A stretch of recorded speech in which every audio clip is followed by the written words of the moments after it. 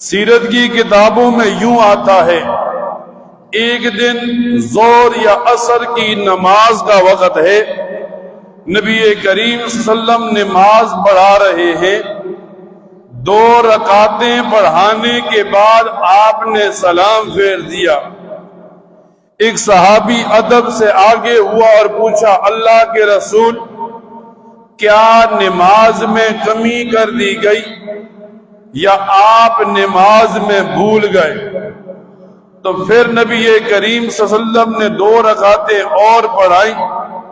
4 رکعتیں پڑھانے کے بعد نبی کریم صلی اللہ علیہ وسلم نے سجدہ سہو کیا تو اس امت کو بتایا گیا، نبی کریم صلی اللہ علیہ وسلم کا بھولنا اس امت کے لیے رحمت بنا کہ اس امت کو سجدہ سہو کی نعمت ملی۔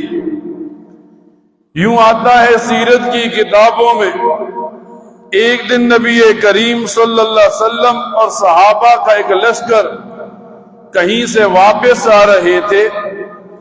نبی کریم صلی اللہ علیہ وسلم نے حضرت بلال کی ڈیوٹی لگائی آذان کی جگانے کی، لیکن رات کا پچھلا پہر ہوا تو حضرت بلال سو گئے۔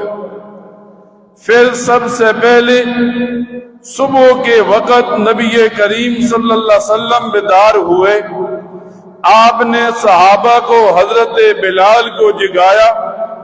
حضرت بلال فرمانے لگے، اللہ کے رسول، جس نے آپ کو سلایا اس نے میرے اوپر بھی نیند کو غالب کر دیا۔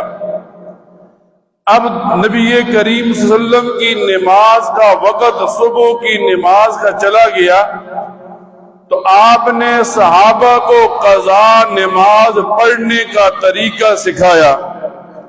تو نبی کریم صلی اللہ علیہ وسلم کا سونا اس امت کے لیے بھی رحمت بن گیا۔